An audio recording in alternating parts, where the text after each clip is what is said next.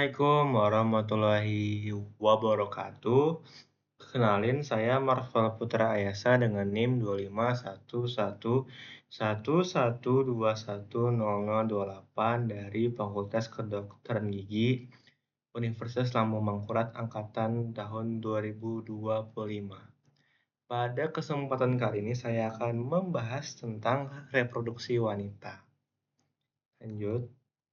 Jadi pada foto yang paling awal ada dua tunjukan, yakni ada lemari glans atau di bagian dada dan di bagian internal reproductive organs. Jadi lemari glans itu adalah kelenjar mamae atau adalah organ eksokrin di payudara yang tersusun dari lobus dan lobulus yang berisi alveoli secretory atau sel epitel secretory terhubung melalui ductus lactiferus menuju puting.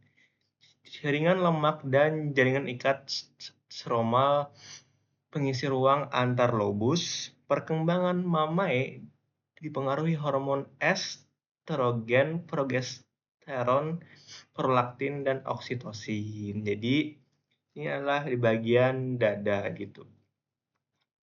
Lanjut, ada itu adalah internal itu bagian dalam ya guys. Fungsinya itu adalah untuk produksi, penyimpanan, dan pengeluaran ASI, laktasi untuk nutrisi dan imunitas neonatus. Hormon peripartum mengatur fase mamogenesis, laktogenesis, dan galaktopoiesis, stimulasi puting atau menyusui, pemicu oksitosin, dan prolaktin atau produksi susu. Lanjut, ada namanya klitoris yang ini adalah organ erektil kecil di ventrum superior vestibule, terdiri dari glans yang terlihat, tubuh, dua corpora cavernosum, dan akar yang berhubungan dengan bulbosa vestibular. Memiliki jaringan neurovaskular padat, fiber sensorik, dan pembuluh, sehingga struktur ini sangat sensitif. Gitu. Lalu adalah berfungsi sebagai pusat sensasi erotik seksual pada wanita.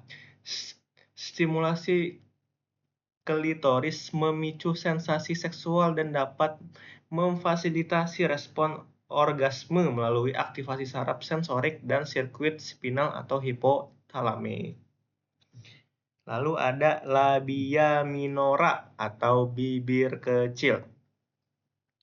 Bibir kecil adalah dua lipatan tipis pungkokutan di dalam labia majora yang membingkai vestibule, tidak berambut, kaya vaskularisasi dan reseptor sensorik. Labia minora naik ke atas membentuk prepusium atau hood klitoris dan berfungsi sebagai pelindung vestibule termasuk uretra dan introitus vagina, berkontribusi pada pelumasan dan sensasi seksual, serta membantu menyalurkan sekresi kelenjar vestibular selama rangsangan. Lalu ada vestibule, vestibule adalah ruang di dalam labia minora yang berisi bukaan uretra eksternal atau hiatus uretrae, introitus vagina atau ostium vaginae, dan ductus kelenjar vestibul atau Bartholin. Berfungsi sebagai zona transisi antar organ luar dan rongga reproduksi. Menerima sekret pelumas dari kelenjar vestibular, menjadi lokasi keluarnya urin dan jalur masuknya seksual atau penetrasi. Lalu ada yang atas ini namanya prepuce atau clitoral hood atau kaput klitoris, yaitu adalah lipatan kulit yang menutupi glans klitoris homolog dengan kulup penis pada laki-laki. Jadi seperti kulup penis pada laki-laki, itu berfungsi sebagai pelindung glans klitoris dari iritasi dan trauma mekanik, mempertahankan kelembapan dan sensitivitas jaringan glans. Lalu ada labia majora, yaitu dah bibir besar tuh, dua lipatan kulit berlemak yang membatasi vulva secara lateral, menumbuhkan rambut pada permukaan luar setelah pubertas, homolog dengan skrotum laki-laki, dan berfungsi sebagai proteksi mekanik terhadap struktur internal vulva dan pintu masuk vagina, dan berkontribusi pada isolasi termal dan sekunder atau estetika sekresi sebaseus. Lalu ada external opening of vagina, itu adalah pintu masuk vagina pada vestibule, sering dilindungi hymen atau hymen. Pada beberapa individu praaktivitas seksual atau rawan atau perjaka. Lalu ada fungsinya itu adalah sebagai saluran kopulasi, jalur keluarnya darah menstruasi, dan jalur kelahiran vagina yang normal.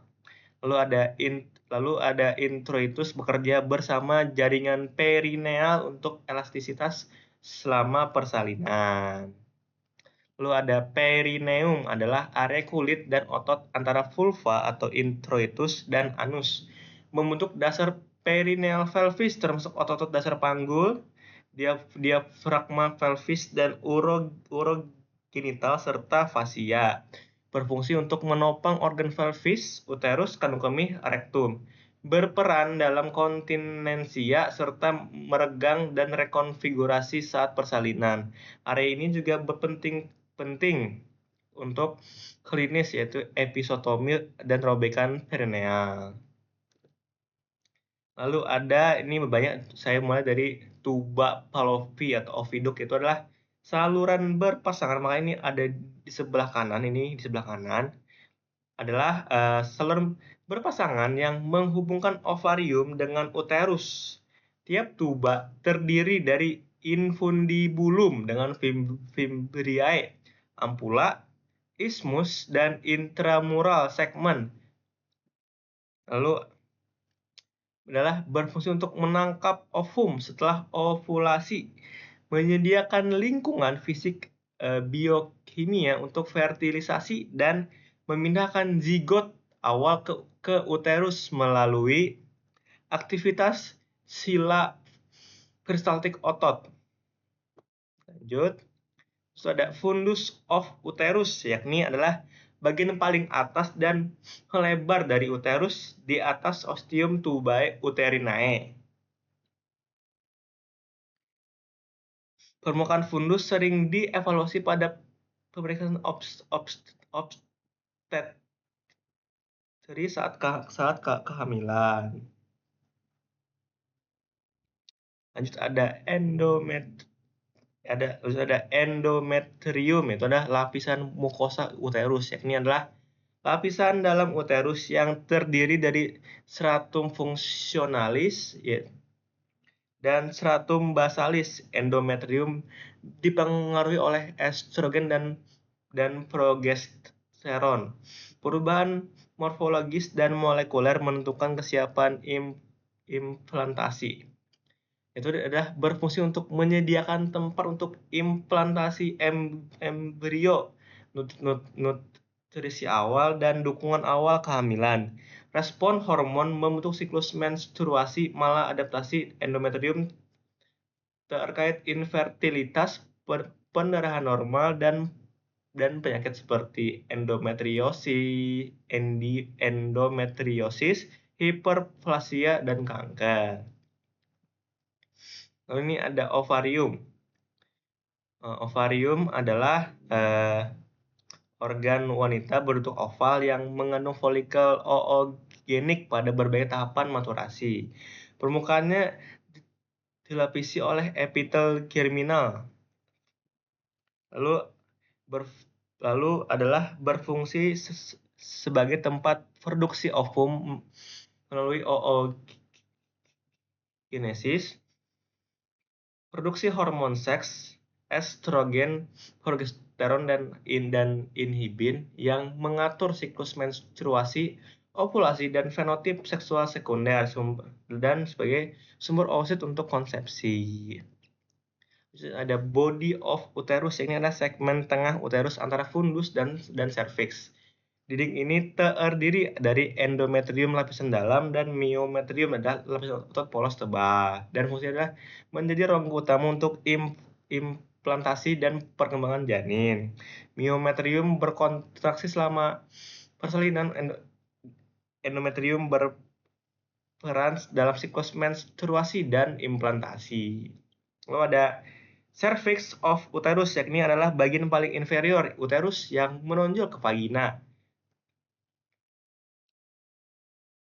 Berfungsi sebagai barrier atau kayak seperti pelindung mekanik dan imunologis antara vagina dan uterus. Itu bisa juga ada memproduksi lendir servikal yang memodulasi transport sperma atau menghambat tergantung fase siklus. Lalu ada fungsi selama persalinan, itu adalah investment atau penipisan dan dilatasi untuk memungkinkan kelahiran.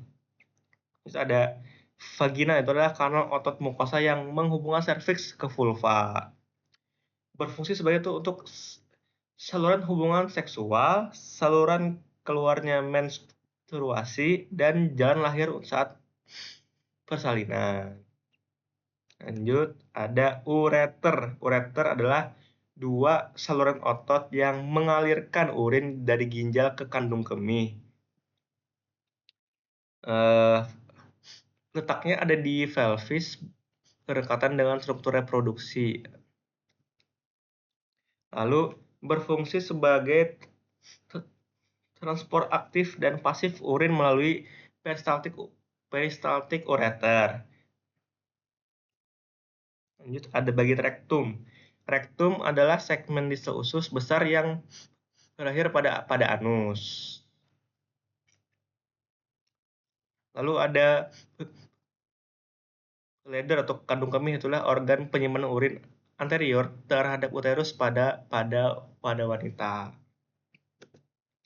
Lanjutnya ada kurang lebih sama sih. Lalu ada nih bagian eksternal genitalia, itu adalah keseluruhan struktur eksternal kelamin wanita kayak mons pubis, labia mayora, minora, klitoris, hood, vestibule, meatus, dan lain-lain. Lalu ada fungsinya adalah untuk proteksi mekanik struktur internal pusat sensasi seksual dan memfasilitasi hubungan seksual dan fungsi reproduksi serta eliminasi urin.